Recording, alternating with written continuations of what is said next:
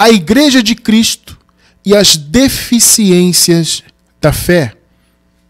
Nossos versículos iniciais, hoje são 2, né? Se encontram na primeira carta do apóstolo Paulo aos Tessalonicenses, capítulo 3, versículos 9 e 10. Vamos ler. Pois, que ações de graças podemos tributar a Deus no tocante a vós outros, por toda a alegria que nos regozijamos por vossa causa diante do nosso Deus, orando noite e dia com máximo empenho para vos ver pessoalmente e reparar as deficiências da vossa fé. Olha que coisa, né? Louvado seja Deus. Igreja eterna do Senhor Jesus Cristo, povo abençoado, igreja sem ruga e sem mácula, esposa do Senhor, mais que vencedores, povo santo. Meus amados irmãos, hoje nós vamos tratar desse ponto importantíssimo para a igreja, que é a fé que a igreja exerce, né? A fé não só no sentido de poder crer, né? Porque a fé tem isso, ela tem esses aspectos, né? A fé significa a capacidade de você crer, por exemplo, crer que Deus existe, né? E, posteriormente, por revelação, crer no Evangelho, isso é a fé. Mas a fé também no sentido de exercício de vida, a fé no sentido de conhecimento do Evangelho, né? A fé tem todos esses desdobramentos, né? Então, é importante a igreja entender, e quando eu digo igreja, claro, obviamente eu não estou falando do sistema aí religioso denominacional, de placas, de salões, de prédios, eu não estou falando de templos, nada disso, eu estou falando da igreja do Senhor. A igreja do Senhor são as pessoas, né? São os filhos de Deus. Todos nós, filhos de Deus, somos a igreja, somos o templo do Senhor. E é disso que eu estou falando. E a igreja do Senhor no mundo, né, o povo de Deus, os escolhidos do Senhor, os filhos do Altíssimo, os salvos sempre salvos, precisam aprender a identificar deficiências na fé. Vocês viram aqui, biblicamente, a preocupação do apóstolo Paulo para com os Tessalonicenses em relação a isso. Ele queria muito ir ter com eles, ele queria muito estar pessoalmente com eles, né? Para que pudesse, como ele disse, reparar as deficiências da fé deles, né? A palavra deficiência no grego, ela se refere a uma falta, a algo que falta, né? Então é como se Paulo dissesse, olha, eu quero ir aí estar com vocês pessoalmente para preencher o que falta na fé de vocês.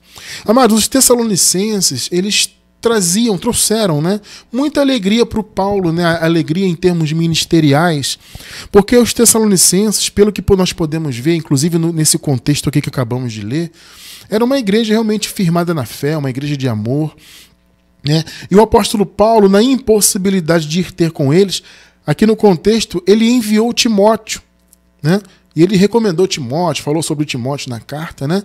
E ele enviou, e o Timóteo, na volta, trouxe o retorno para ele de como a igreja estava. E, diferentemente da igreja dos Gálatas, por exemplo, né? Que a igreja dos Gálatas, os irmãos ali começaram em graça, né? Como Paulo disse, eles estavam regredindo para outro evangelho, né? Só que, diferentemente deles, né, os Tessalonicenses tinham uma fé mais forte, mais amadurecida. E Paulo então recebeu de Timóteo boas notícias em relação aos Tessalonicenses, né? Você vê no contexto, quando você lê, você observa isso. E Paulo se diz feliz. Ele se recebeu uma grata notícia, uma notícia maravilhosa, que os Tessalonicenses estavam firmes na fé, porém ainda havia alguma falta na fé deles. Ou seja, faltava elementos, faltava amadurecimento na fé deles. Aqui nós não encontramos assim exatamente o que faltava na fé deles, mas ainda faltava alguma coisa. E por isso Paulo disse, olha, eu mandei Timóteo, mas eu quero muito ir ter com vocês. Eu quero estar pessoalmente aí, para que eu, Paulo, pessoalmente, possa reparar, acabar, né, com as deficiências da fé de vocês, ou seja, o que falta ainda na fé de vocês para que vocês alcancem a plenitude. Amado, esse é o desejo de Deus na realidade, né? O desejo de Deus para a sua igreja é esse, né? Aqueles a quem ele abriu o entendimento, ele quer que esses conheçam realmente toda a verdade, né? Para que não haja nenhuma deficiência na fé, para que a fé não esteja incompleta no sentido do conhecimento, né? Como eu falei, a fé ela tem muitos desdobramentos, né? Então, um dos desdobramentos da fé é o conhecimento de Deus, né? Então, muitas das vezes a fé das pessoas, em geral, elas podem crer em Deus, elas podem ser filhas realmente de Deus, salvas, etc, etc. Mas a fé delas é deficiente. Ou seja, o viver dela para com Deus é deficiente por diversos motivos. A fé dessa pessoa tem muitas faltas. E aí existem muitos níveis, né? Então tem aqueles que têm um pouco mais de falta, um pouco menos. Mas o fato é que a igreja tem que aprender a entender isso, né? A compreender que ela como igreja tem a responsabilidade sim de buscar cada vez mais aprimorar a sua fé por meio da palavra, né? Então, nós estamos trazendo esse estudo hoje para trazer esse alerta para a igreja, né? Até mesmo para você que está em graça, né? Para você nunca achar que você sabe demais, né? Para você nunca achar que você é o maioral, que você é melhor do que os outros, porque, amados, deixa eu falar uma coisa para vocês. Essa tendência, por causa da carne, ela pode até vir a se manifestar. Essa tendência de querer se achar melhor. Porque você está tendo, por meio do Evangelho da Graça, um entendimento, né, um conhecimento que é realmente superior, né? Conhecer a graça, amado, é um nível de fé realmente superior. Isso é inegável. Mas, no entanto, nós não temos que nos achar melhores do que ninguém por causa disso. Ao contrário, né, temos que cada vez mais, quanto mais nós conhecemos, temos que cada vez mais temer e tremer, como o apóstolo Paulo disse, né? Então, o desejo de Deus para a igreja, como eu disse, é esse, né? Que os seus filhos abram o seu entendimento, conheçam a verdade e se aperfeiçoem. E aqui eu estou falando de aperfeiçoamento não em termos espirituais. É bom que se diga isso, né? Porque, por um lado, o apóstolo Paulo diz que o Senhor quer o aperfeiçoamento da igreja. Por outro lado, Paulo diz que já somos perfeitos. Então parece uma contradição, mas não é. É que Paulo está falando de dois tipos de perfeição. Quando ele diz que somos perfeitos, ele está falando do homem interior. Perfeitos em Cristo, porque o Espírito Santo habita em nós. Somos abençoados com todas as bênçãos espirituais. Então, ou seja, espiritualmente estamos plenos. Quando ele fala que tem que haver um aperfeiçoamento, não é no homem interior, mas sim na vida do Filho de Deus como ser humano. Entende? No entendimento, no aspecto da alma do Filho de Deus. No aspecto do conhecimento, né? A alma também tem muitos desdobramentos.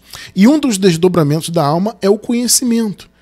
Então é importante o Filho de Deus também se aperfeiçoar no conhecimento. Porque o conhecimento do Filho de Deus, quando aperfeiçoado, ele leva o Filho a ter boas obras, consequentemente a servir a Deus em espírito e em verdade, né? E, claro, como consequência natural, alcançar o galardão que Deus também quer dar para os seus filhos. É aquilo que a gente sempre diz, né? O Senhor Deus é um Deus galardoador. Ou seja, Deus tem prazer em galardoar, em presentear, né? Em recompensar. Na verdade, o termo é esse, né? Galardão, na verdade, é uma recompensa, um salário. E Deus, ele é galardoador, ele quer galardoar. Mas ele, por ser justo, só vai galardoar aqueles que merecem o galardão. Porque o galardão, diferente, né? Aliás, bem diferente da salvação, né? O galardão ele vem pelas boas obras, sim. A salvação não. A salvação não teve relação com as obras. Ela já está consumada, o salvo é salvo, sempre salvo, ponto. E ele não precisou fazer nada para isso. A vida eterna é um dom gratuito de Deus. Ponto final. Tá? Agora, o galardão não. Ele vem por aquilo que é feito. Né? O Paulo deixa isso muito claro. Então, o aperfeiçoamento da igreja no aspecto do conhecimento redunda na vida do Filho de Deus esses benefícios. Que além de ser salvo, sempre salvo, viver a vida eterna no paraíso, o Filho de Deus ainda receberá lá no paraíso os galardões. Né? Então, Vamos ver aqui, vamos confirmar aqui no Evangelho que esse é o desejo de Deus, o aperfeiçoamento da igreja. Efésios 4, versículo 12. Olha só, aqui diz no contexto que o Senhor deu dons aos homens, né? E esses dons ele deu para que houvesse o quê? Querendo o quê? Aí diz aqui, querendo o aperfeiçoamento dos santos.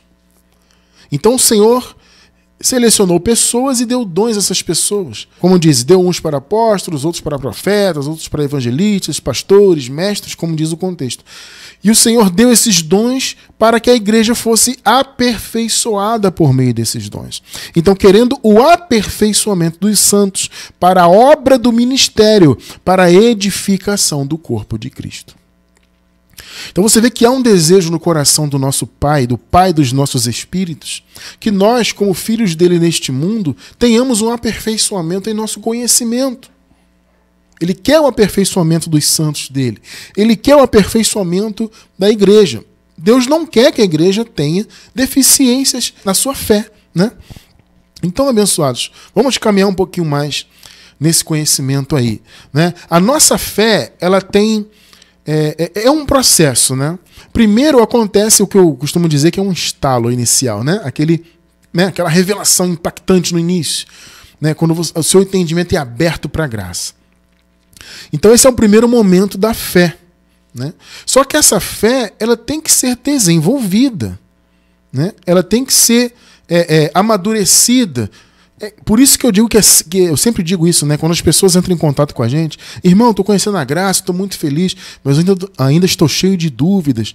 Amado, isso é perfeitamente normal. Porque é assim, você tem aquele impacto da revelação, de repente você lê um livro, você assiste a 1 ou 2 estudos, né? E você tem aquele despertamento, é maravilhoso.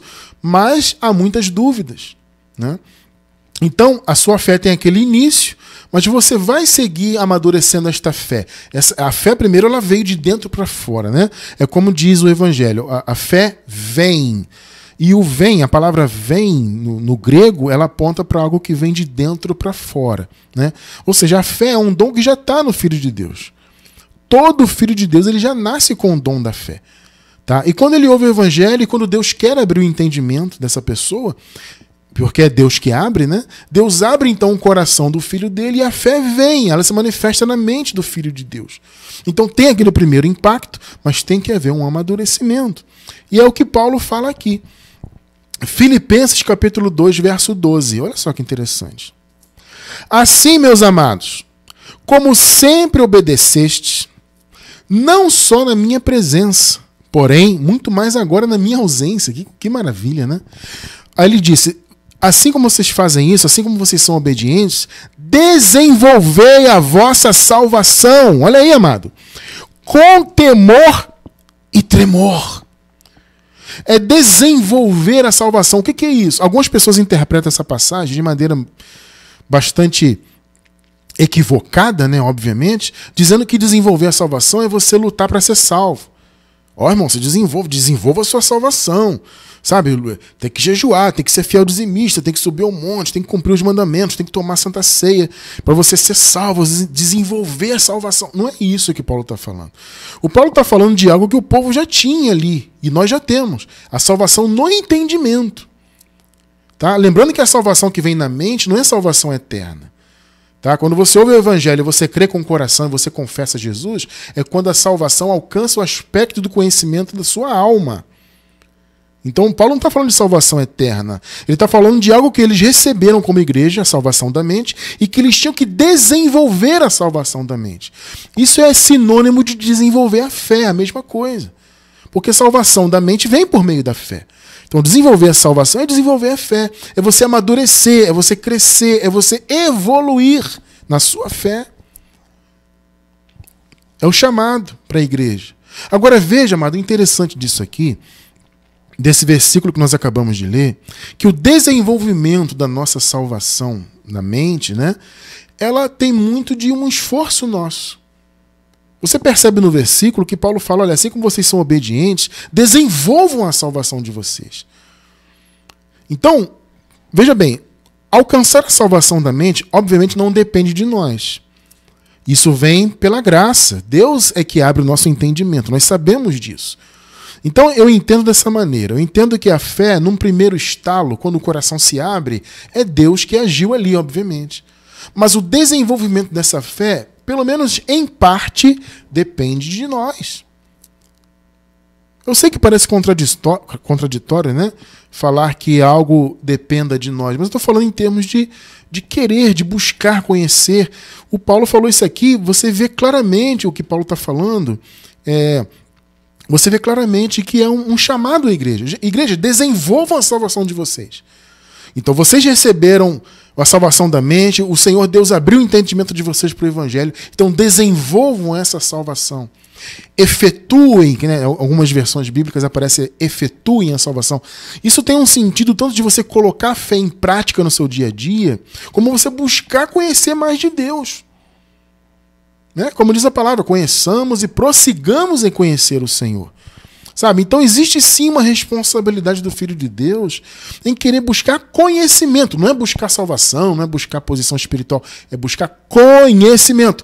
Por exemplo, você que está ao vivo agora com a gente aí, ou você que está pela gravação, você separou um tempo da sua vida, nosso tempo é algo precioso, e você separou um tempo da sua vida para se dedicar a conhecer, a estudar a palavra. Você está fazendo exatamente o que Paulo recomendou aqui aos Filipenses. Você está buscando desenvolver a sua salvação. Entende? Então, repito, isso tem dois aspectos. É o aspecto de pôr a fé em prática no seu dia a dia, mas também de buscar desenvolver-se como conhecedor da palavra, como conhecedor de Deus. Então, amado, busque sempre isso. Nós estamos aqui como instrumentos de Deus, recebemos dons de Deus para a sua vida, para que você seja cada vez mais aperfeiçoado. Nós aqui, obviamente, não somos donos da verdade, mas nós buscamos estar cada vez mais e mais alinhados à verdade. Né? Sempre estamos abertos a Deus para que Deus nos revele aquilo que tem que ser revelado. Sabe? E sempre estamos dispostos a transmitir para vocês aquilo que Deus nos permite conhecer. Porque o nosso propósito aqui como ministros do Evangelho é o seu aperfeiçoamento, é cumprir a vontade de Deus. Tá? Então, abençoado, vamos ver aqui uma coisa interessante. A nossa piedade, a piedade biblicamente é a devoção, né? É o seu envolvimento com o reino de Deus, com as coisas de Deus. É a sua vida com Deus, né? É a sua vida de filho de Deus e de servo, porque nós somos as duas coisas, né? Nós somos filhos e servos também, porque nós servimos a um Deus vivo, né?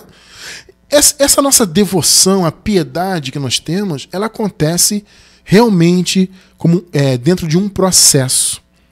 É aquilo que eu falei, é o início, aquele estalo inicial da fé, é quando Deus abre o entendimento. Mas é, como a palavra diz, de fé em fé. É um processo.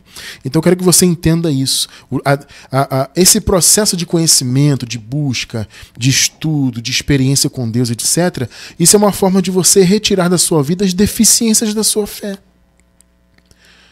Porque a fé, quando ela é revelada, ela vem. Mas ela tem muitas deficiências, principalmente a pessoa que estava envolvida antes com religiões, né? A pessoa religiosa, ela tem muitas deficiências na fé. A fé dela tem muitas faltas, porque a pessoa estava com seu entendimento voltado para muitas coisas que não tem a ver com o Evangelho. E é daí que vem, muitas das vezes, né, muitas das dúvidas que as pessoas têm quando elas vêm para a graça. A maioria vem de sistemas religiosos, né? A maioria vem de sistemas pentecostais, neopentecostais, tradicionais, católicos, etc., né? A maioria que vem para a graça vem de algum sistema desse que se diz cristão. Então a pessoa vem carregada de fortalezas aqui na mente. E essas fortalezas, então, impedem, ou pelo menos impediam, né, antes de Deus abrir o coração da pessoa, essas fortalezas impediam ela de receber o que a fé dela precisa, o conhecimento necessário. Então, quando há esse mover do Espírito no coração do Filho de Deus, o coração é aberto por Deus e aí a fé vem, né? E aí acontece esse processo de amadurecimento, as deficiências da fé, o que falta à fé daquele filho começa a cair, né? Começa a ser destruída pelo Evangelho. Romanos 1,17. Vejam só que lindo isso aqui. Porque no Evangelho é revelada, como que é revelada? De fé em fé, a justiça de Deus. Essa expressão aqui de fé em fé, ela significa assim, algo de algo do início ao fim. Né? A expressão é essa. Ou seja, a fé, o amadurecimento dela, a revelação da justiça de Deus acontece gradativamente. É aquele primeiro estalo de revelação e depois o amadurecimento. Ou seja, de fé em fé, do início ao fim, a justiça de Deus é revelada. Então é um processo inicial de conhecimento e depois de amadurecimento. Como está escrito, mas o justo viverá da fé. Amado, você entende hoje, você que está em graça, você entende plenamente hoje a justiça de Deus, né? A não ser que você está começando agora, né? Está começando a caminhar devagarzinho na graça, de repente nem tudo você compreendeu. Mas você que já é mais experiente em graça, certamente você já tem um bom conhecimento de como a justiça de Deus se deu, né? Inclusive eu me lembrei agora, para quem é novo na graça em especial, eu vou deixar embaixo do vídeo no YouTube, na gravação, um estudo sobre a justiça de Deus. O título é A Justiça que Veio de Deus. Muito interessante esse estudo. A justiça que veio de Deus. Eu vou deixar o link aí, já que nós tocamos aqui no assunto de justiça, né, que falou aqui em Romanos 1,17. Então eu vou deixar esse estudo aí para vocês compreenderem um pouco mais, quem está começando em graça agora especialmente. A justiça de Deus, portanto, é revelada assim, de fé em fé. É um processo. 2 Coríntios 3,18. Vejam só.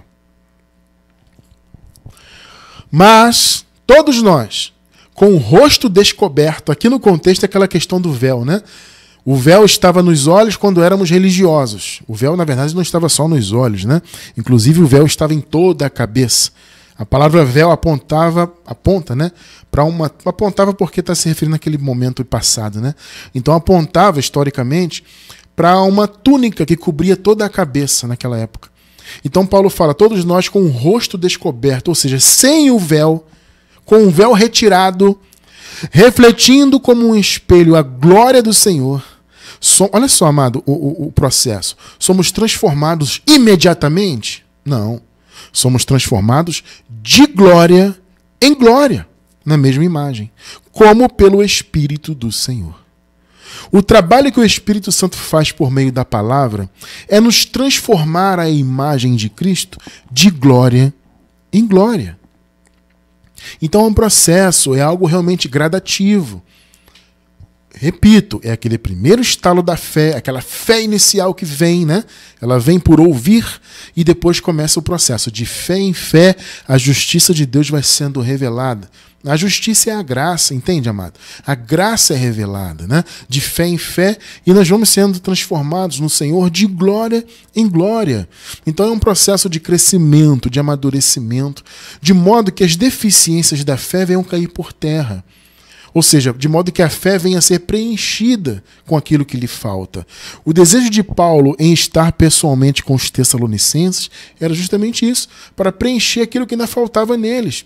Eles estavam muito bem, eles receberam parabéns de Paulo. Paulo disse que estava muito feliz com eles, com as notícias que ele havia recebido de Timóteo em relação àquela igreja. Porém, naturalmente, ainda faltava alguma coisa para a fé deles. Então Paulo fala, eu oro muito a Deus, eu clamo ao Senhor para que Deus abra a possibilidade de eu estar com vocês. Eu peço muito a Deus para estar pessoalmente com vocês, né? Para que eu possa reparar essas deficiências, para que eu possa atribuir à fé de vocês aquilo que falta para ela, né? Interessante isso, ou seja, de glória em glória, de fé em fé, de crescimento em crescimento. Amados, entenda uma coisa, aquilo que eu falei no início. Nós não podemos nunca achar que sabemos tudo, que sabemos muito. Sabe, porque se você deixar, a carne acaba te enganando com isso. Porque você recebe a revelação de algo tão tremendo que é a graça, e se você deixar, a carne sobe, né? A carne toma conta e acaba usando esse conhecimento, só que de maneira negativa. Para você se sentir maioral, para você se sentir melhor, mais sábio. Não, amado. Se você recebeu a revelação da graça, mantenha-se cada vez mais humilde. Reconhecer a graça é uma responsabilidade muito grande. É o que diz aquele ditado, né? A quem muito é dado, a muito é cobrado, né? Então, assim, quanto mais você conhece, maior é a sua responsabilidade. Então, mantenha-se sempre humilde, mantenha-se sempre com o coração aberto a aprender da graça de Deus. Nunca pense de você além do que convém. Isso é um cuidado importante que temos que ter. E Paulo fala disso, Romanos 12:3. Vamos ler. Porque pela graça que me é dada, digo a cada um dentre vós que não pense de si mesmo além do que convém. Antes, pense com moderação. Conforme o quê? Conforme a medida da fé que Deus repartiu a cada um. Então você tem que falar de acordo com a medida da sua fé que Deus lhe deu, com o nível de fé que você tem, e sempre tendo no coração esse desejo de estar cada vez mais conhecendo, sempre com humildade no seu coração. Sabe, a graça não foi dada para que nós tenhamos soberba, muito pelo contrário, né, para que nós aprendamos a ser cada vez mais humildes, né, e entender essa responsabilidade maravilhosa que é conhecer a palavra da graça. Então não pense de você além do que convém. Pense segundo a medida da fé que Deus lhe deu. Pense sempre com moderação. Seja sempre, sempre, em tudo, não só nisso, mas em tudo na sua vida, seja sempre moderado, tá? Então, abençoado irmão, abençoada irmã, a igreja do Senhor Jesus Cristo no mundo sofre muito essas deficiências na fé. Eles têm aquela fé natural de crer que Deus existe, né? A palavra até diz isso, né? Aquele que se aproxima de Deus, é necessário crer que Ele existe, obviamente, né? Então, essa fé inicial, muitos têm de crer que Deus existe, tá? Só que a fé tem que ser aperfeiçoada. A fé não é apenas crer que Deus existe, mas há todo um desenvolvimento de conhecimento, de experiência, né? Então, esse movimento de crescimento, de evolução da fé, faz com que essas deficiências da fé caiam por terra. E a igreja aí fora está cheia de deficiências, porque a fé é muito imperfeita. Sabe, as pessoas aí fora, amados, infelizmente, elas acham que elas é que se salvam, né? Através dos esforços delas, né? Elas pensam assim, Jesus fez a parte dele, eu vou fazer a minha. Gente, isso é um absurdo completo. Né? Jesus fez a parte dele morrendo na cruz, mas eu tenho que fazer a minha. Então eu vou jejuar, eu vou fazer a campanha, eu vou pagar o preço, eu vou passar o óleo, eu vou subir ao monte. Sabe esse movimento? Eu tenho que pagar o preço, se eu não fizer eu vou perder a salvação. Esse tipo de pensamento é fruto de quê? De uma fé deficiente. De uma fé que falta muita informação, muito conhecimento. Então as pessoas que são dominadas aí pelos lobos devoradores, né? Pelos lobos gulosos do sistema religioso, o povo de Deus que está aí, a igreja de Cristo que está envolvida com todo esse lamaçal de enganos, né, que há no sistema, elas estão envolvidas com aquilo ali porque a fé delas é deficiente. Elas têm só uma fé inicial, ela crê que Deus existe e tal, mas a fé dela está envolvida em tanta coisa, né, que não faz parte do evangelho. E isso traz a deficiência, faz com que a fé dela não evolua. A fé fica sempre faltando alguma coisa. E aí ela é envolvida, acha que vai perder a salvação, acha que ela que aceita Jesus. Pensa aí, não é? A maioria não diz que aceitou Jesus? Se você for aí numa chamada igreja denominacional aí, perguntar para qualquer irmão, ele vai dizer que ele que aceitou. Não, irmão, eu aceitei Jesus. Eu ouvi a palavra no meu coração, aceitei e fui salvo. Não, na verdade eu não fui salvo ainda, né? Eu tenho que lutar ainda. Esse é o pensamento da maioria aí fora. Esse pensamento de aceitar Jesus, isso é uma deficiência da fé. Porque a fé dessa pessoa não tem o conhecimento suficiente para entender que, na verdade, foi Deus que a aceitou. Foi Deus que a buscou, Deus que a escolheu. Como a fé dela é deficiente, então ela diz que ela aceita. Sabe? É uma coisa tremenda. Mas Cristiano, quer dizer que não sou eu que aceito? Claro que não, amado. Eu vou deixar aí embaixo do vídeo no YouTube mais um estudo sobre o aceitar Jesus. Esse é um conceito absurdamente herético, terrível, né? Eu vou deixar esse estudo sobre o aceitar Jesus, uma explicação muito boa sobre isso, né? É um conceito absolutamente blasfemo, esse é o título, né? O blasfemo conceito de aceitar Jesus. Isso é fruto de quê? De uma fé deficiente. Né? Então a falta de descanso que o povo tem em relação às coisas que Deus fez, né? O fato de, por exemplo, esperar uma suposta volta de Jesus futura, onde a Bíblia, amado, em nenhum momento, absolutamente nenhum momento, apresenta uma volta de Jesus para milênios depois. A vinda do reino de Deus, a volta de Cristo, nós sempre observamos na Bíblia como algo muito próximo em relação àqueles tempos. É sempre muito próximo. Você vê lá no Apocalipse, lá logo no começo, diz lá as coisas que brevemente devem acontecer. né? E sempre é tudo muito breve, o Senhor está próximo e está às portas. Você vai observando, quando você estuda a escatologia consumada, né, você começa a observar esses detalhes, né? Então a vinda de Jesus tinha a ver com o povo de Israel, era um juízo sobre Israel. A vinda de Jesus era isso, sabe? Era um apocalipse local, não mundial. O apocalipse ele não é uma modificação cósmica no mundo inteiro. Não tem isso na Bíblia, isso foi inventado. Então, você esperar Jesus voltar é uma deficiência na fé que eu já tive. Todos vocês tiveram também. Todos nós esperávamos Jesus no futuro. Mas o Evangelho fez o quê? Reparou a nossa fé. Tirou essa deficiência de esperar uma suposta vinda de Jesus quando ela já aconteceu. A Bíblia sempre apontando a vinda de Jesus como algo próximo àquele momento ali, né, da igreja primitiva, etc. Tudo apontando para que a volta de Cristo e o consequente juízo sobre Israel viesse ainda naquele primeiro século. Mas a religião fez uma reviravolta e implantou na mente do povo a volta futura. E até nós, hoje que estamos em graça genuína, até nós fomos abraçados e abarcados com isso. Isso é uma deficiência da fé. Que graças a Deus de nossa vida essa deficiência saiu também. Louvado seja Deus. Vamos ver então aqui alguns exemplos de alguns fatores que trazem deficiências à fé. São fatores que impedem a fé de alcançar o patamar que ela tem que alcançar. Vamos ver então alguns exemplos. O primeiro deles é o mais óbvio, são as obras da lei. É o antigo pacto. Quando o antigo pacto está presente na vida da pessoa, que seja um requisito só que seja do antigo pacto. Se ele está presente na vida da pessoa, ele já está fermentando, né? O Paulo diz que um pouco de fermento leveda a massa toda. Sabe? Então a obra da lei, ela traz deficiência na fé, porque a obra da lei coloca um véu nos olhos do povo e faz com que o povo não enxergue o que a fé tem que enxergar. Não alcance o patamar. A obra da lei acaba sendo um impedimento para um patamar maior de fé. Gálatas 3,12. Ora, a lei não é da fé, mas o que fizer estas coisas, as obras da lei, por elas viverá. Então quem vive em obras da lei não vive pela fé.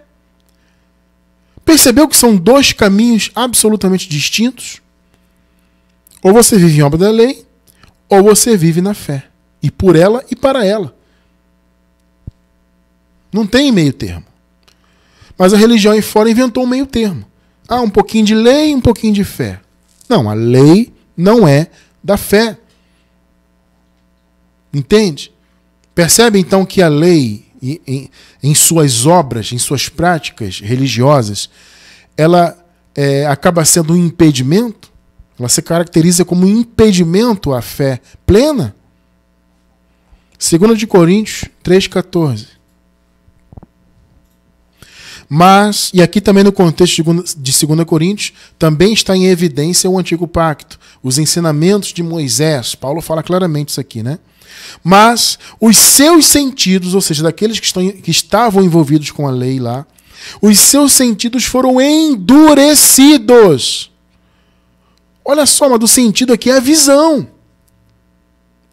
E Paulo está dizendo o seguinte, a visão do povo por causa de Moisés, do véu, foi endurecido. A palavra endurecido aqui no grego, ela é uma referência a um calo. É interessante isso, né? Uma pessoa que trabalha muito com as mãos, né, com um trabalho muito pesado, ela tem calos, ela tem uma pele muito grossa na mão, né? E muitas das vezes a pessoa nem sente mais a mão, pode colocar espetar uma agulha, o que for, que a pessoa nem sente, que a pele é muito grossa. A palavra endurecido no grego é essa pele, é uma pele cobrindo os olhos, ou seja, o que o Paulo está dizendo? Olha, a visão do povo está com uma pele muito espessa, está endurecida, petrificada, está cego. Esse é o ponto aqui. Por que está cego, Paulo? Porque até hoje naquela época, eu digo até hoje, hoje em dia também, até hoje o mesmo véu está por se levantar na lição do Velho Testamento, o qual foi por Cristo abolido. Meu amado, mais claro que isso é impossível. Então você vê que o véu do antigo pacto, amado, ainda que ele esteja disfarçado de novo. Porque as obras da lei hoje no meio da igreja aí, chamada igreja, ou das denominações, ele não tem o nome de obra da lei. Pelo menos a maioria não diz que é. Alguns do sistema religioso aí, alguns segmentos, até falam claramente que estão sim debaixo da lei, que a lei tem que ser cumprida, etc. Isso tem. Mas a maioria diz que está na graça. E diz que as obras da lei que eles praticam, na verdade, são obras que Jesus deixou para a graça. Percebem? O que essas obras fazem? Fazem os sentidos do povo ficarem endurecidos. Uma pele grossa nos olhos que não faz a pessoa enxergar. Por quê? Porque a lei não é da fé. Para nós termos uma fé, então, saudável, a primeira providência, né, que tem que acontecer é você abandonar obras da lei. Você recebeu a revelação da graça, automaticamente você abre mão das obras da lei. É um movimento direto. Não tem relação uma coisa com a outra. A lei não é da fé. O antigo pacto coloca um véu, endurece a visão, né? Por isso, inclusive, Paulo falou isso aqui, Gálatas 2,19. Olha que palavra do Paulo. Pois eu, pela lei, morri para a lei. Por quê? Porque a lei acabou levando Jesus à morte. Jesus, né, ele veio para cumprir a lei por nós, sendo ele o Cordeiro de Deus, ele morreu por causa da lei. E nós morremos com ele. Então Paulo disse, por causa da lei, eu morri para ela. A fim de quê? A fim de viver para Deus. Amado irmão, amada irmã, você observou bem o que o apóstolo Paulo disse aqui? Para eu viver para eu viver para Deus, antes eu tive que morrer para a lei. Percebeu a profundidade disso? Pela lei eu morri para ela. Porque eu morri em Cristo. Cristo morreu por causa dela e eu morri lá junto com Cristo. Entende? A fim de. Ou seja, a morte de Jesus na cruz pôs fim à lei, eu morri lá para a lei. Consequentemente, agora, ao estar morto para a lei, aí sim eu posso viver para Deus. Ou seja, em outras palavras, quem está debaixo da lei não vive para Deus. Se a pessoa não vive para Deus, então a fé dela não é uma fé plena, uma fé madura, é uma fé deficiente. É uma fé que tem muitas faltas, falta muita coisa, falta muito amadurecimento. Um outro exemplo de algo que pode impedir, né, a evolução da nossa fé. As heresias. Meus amados, as heresias, aquilo que se levanta, né, contra o conhecimento de Deus que Paulo fala, as fortalezas, as heresias são isso, né? Elas, além de trazerem uma deficiência para a fé, ou não permitirem que a fé evolua, elas ainda trazem divisões, brigas, né? Interessante isso aqui. Gálatas 5:20. Olha só. Aqui no contexto, como vocês sabem, o Paulo está falando de obras da carne, né? E ele cita alguns exemplos do que seria ou do que são, né, as obras da carne. Ele diz: idolatria, feitiçaria, inimizades, porfias, emulações, iras, pelejas, dissensões, heresias. A palavra heresia no grego ela pode ser traduzida por facções, por partidarismo, por divisões. Ué, Cristiano, mas o que tem a ver heresia com partidarismo? É porque, amado, a heresia é quando alguém se levantava no meio da congregação ali com outros pensamentos. Um exemplo nós encontramos na Bíblia de Himeneu e Fileto. São pessoas que se levantaram do meio da igreja, no meio da congregação ali, com outros pensamentos alheios ao Evangelho. Alheios ao Evangelho, né? Então essas pessoas se tornaram heréticas. Esse posicionamento trazia divisões. Por isso que heresia significa isso, partidarismo, né? A divisão por causa de pensamentos diferentes. Então, na história aqui da igreja primitiva, nós vemos muito isso. O apóstolo Paulo chamando a atenção de Tito, por exemplo, para aqueles que eram da circuncisão. O Paulo disse: Tito, é preciso fazê-los calar, Tito. Tem que fechar a boca desses camaradas que estão pregando circuncisão dentro da igreja. Eles são hereges, eles causam divisões. A heresia é um impedimento para o aperfeiçoamento da fé, né? Porque ela surge com pensamentos diferentes ao que o Evangelho diz e acaba trazendo divisões, acaba trazendo partidarismos, né? Facções. Terrível isso aí, né? Temos que ter cuidado com heresias no meio da igreja, com coisas que não condizem com o Evangelho. Infelizmente, amados irmãos, até no meio daqueles que dizem defender a palavra da graça, nós vemos muitas heresias. E muitas pesadas. Tem uma heresia circulando aí no meio da graça, que no meu modo de ver, é pior do que todas as heresias que há no sistema religioso. Tem circulado aí no meio. Tremendo, né? Nós já temos 2 estudos que falam disso, eu vou falar mais uma vez futuramente. Isso está acontecendo. Até no meio da graça tem isso aí. E aí causa o quê? Divisões, facções, pensamentos alheios ao que o Evangelho diz. Isso impede o amadurecimento da fé do povo de Deus. Quer ver um outro exemplo de coisas que causam deficiência à fé? As circunstâncias da vida.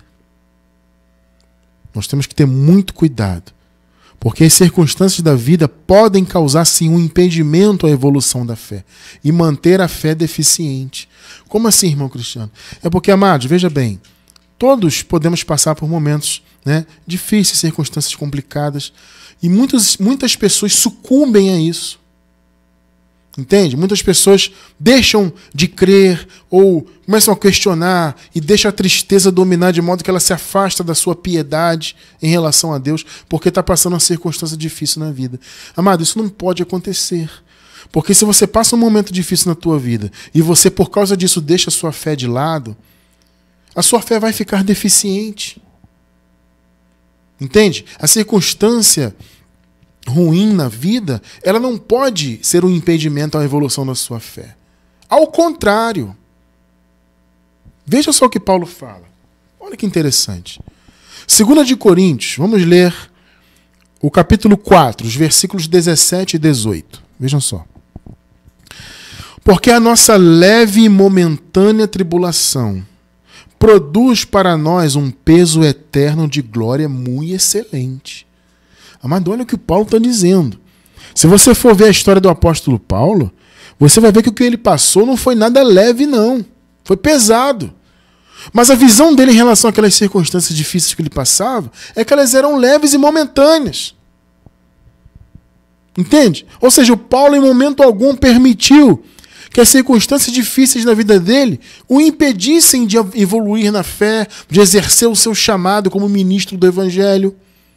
Entende? De ser uma pessoa que influenciava as igrejas. Entende? Positivamente. De ser um profeta do Senhor. Já pensou se Paulo fosse sucumbir? Ah, as tribulações são difíceis, né? A tribulação está me maltratando muito, então eu vou abandonar o meu ministério. Vou deixar a fé de lado. Já pensou? Não, amado. 18. Não atentando nós nas coisas que se veem, mas nas que não se veem. Olha que tremendo isso aqui. Porque as coisas que se veem são temporais. O que você vê, amado, no mundo material, isso é passageiro. Isso acaba. Agora, as coisas que não se veem, as coisas espirituais, são eternas. Então, no meio de uma circunstância difícil, se você usar esse ensinamento aqui do apóstolo e colocar os seus olhos nas coisas espirituais, a sua fé não será abalada por um momento difícil. O momento pode ser duro, ele pode não ter nada de leve, nem de momentâneo, né? Mas você confessa que é a nossa leve e momentânea tribulação. Isso é o quê? Fé ativada, percebe? É a fé sendo posta em prática. O mundo ele tem aflições. Nós temos que estar prontos para isso e entender que essas aflições elas não podem atrapalhar o desenvolvimento da nossa fé. Porque se você deixar, as aflições acabam fazendo com que a sua fé se torne deficiente. João 16:33, essa é uma palavra poderosa de Jesus. tenho-vos dito isto, para que em mim tenhais paz. Olha, a palavra de Jesus aqui é para trazer paz. No mundo tereis aflições. Note que Jesus não disse que não haveria. Jesus poderia dizer, olha, a partir do momento que vocês creem em mim, vocês vão viver um mar de rosas. Jesus falou isso? Não, ele não falou isso. Ele falou, no mundo tereis aflições, mas tende bom ânimo. Eu venci o mundo. Que coisa linda, né? Percebe, amado? As aflições podem até ser, na verdade, algo para fortalecer ainda mais a sua fé. Entende? É uma oportunidade até para a sua fé se fortalecer ainda mais, se solidificar ainda mais. Entende isso? É uma oportunidade. Então não permita que circunstâncias difíceis atrapalhem a sua fé. Porque veja bem, de repente, obviamente você está em graça, você não tem mais envolvimento com obras da lei. Então as obras da lei não mais atrapalham você, né? Não mais trazem deficiência à sua fé, né? Também você está em graça, acompanhando, estudando, você não está envolvido em heresias. Então isso também é muito bom. Glória a Deus por isso. Mas, de repente, você pode passar uma circunstância na vida que não é muito favorável. E se você mesmo estando em graça, né, mesmo não praticando obras da lei, etc., etc., você pode permitir a sua fé se tornar deficiente. Porque a circunstância muitas das vezes bate e ao invés de você se agarrar mais ainda na sua fé, você pode abandoná-la. Isso acontece muito, amado. Então fica aqui o alerta para você. Se você passa um momento de tribulação, uma circunstância difícil, agarre-se ainda mais à sua fé. Entenda que Deus sempre, sempre é contigo. Entenda isso. Romanos 8, versículos 13 e 4. E não somente isto, mas também nos gloriamos nas tribulações. Olha o que Paulo está falando. O que ele está dizendo na verdade? Gente, a tribulação na verdade é uma oportunidade. Nós nos gloriamos nas tribulações, sabendo que a tribulação produz paciência, e a paciência a experiência, e a experiência a esperança. Que palavra linda do apóstolo, né? Que coisa maravilhosa. Então, amados, circunstâncias difíceis na vida não podem ser motivo para trazer deficiência à sua fé ou para impedir a sua fé de alcançar a maturidade necessária. Não permita isso. Sabe, se você está passando um momento difícil, entenda, Deus é contigo. Deus está no controle, meu amado. E as tribulações acabam sendo, então, oportunidades. Nós nos gloriamos nela, como Paulo disse. Entende? A igreja de Cristo tem que entender isso. A igreja do Senhor Jesus Cristo no mundo tem que abrir mão, meu amado. E nós estamos aqui lutando pela palavra da graça, pregando essa palavra para isso. Para que a igreja do Senhor no mundo abra mão de tudo que o sistema faz na vida deles. Para que o povo de Deus acorde, desperte desse sono que eles estão, que o véu saia dos olhos deles, para que as deficiências que eles têm na fé venham ser supridas, venham ser preenchidas pela palavra da graça. O nosso campo de batalha é grande, né? O campo de trabalho é muito grande. Quantas são as pessoas que estão aí agora, amados, com a sua fé totalmente deficiente, com a sua fé cheia de carrapichos, né, metaforicamente falando, ou seja, cheio de fortalezas, de mentiras, de heresias, né? As pessoas são sim filhas de Deus, são eleitas do Senhor, são salvas, sempre salvas, né? Mas a alma delas no aspecto do conhecimento, né? As almas estão totalmente envolvidas com coisas que não fazem parte de uma fé saudável, que não fazem parte do Evangelho. Então esse alerta tem que ser feito. E a nossa batalha tem que ser firme pela graça. É difícil? É muito difícil. Mas não podemos desanimar. Tem muitos irmãos aí, amados, esperando por essa palavra. Aguardando, né, na expectativa. Ela nem sabe disso. Ela está ali no sistema religioso, de repente ela está insatisfeita, ela está triste, ela está querendo algo diferente, mas ela não sabe bem o que é. E de repente Deus, através de um trabalho como o nosso, faz um vídeo chegar até essa pessoa, a pessoa recebe um livro, um folheto, e ela desperta para a graça. E aí as deficiências da fé dela, à medida que ela se envolve com o conhecimento do Evangelho verdadeiro, essas deficiências vão sendo preenchidas, né? Ela vai amadurecendo, crescendo. Esse é o nosso trabalho em graça. É fazer o povo de Deus amadurecer, crescer e que não haja mais deficiências na fé de ninguém. Para que a fé da igreja, do povo de Deus, seja saudável.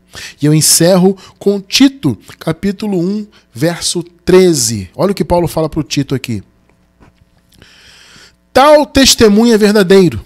Portanto, repreenda-os severamente, Tito, para que sejam o quê? Sadios na fé. Aqui no contexto, Paulo está falando dos judaizantes, aqueles que levantavam heresias, né? E que queriam dividir a igreja ou fazer a igreja viver em obras da lei.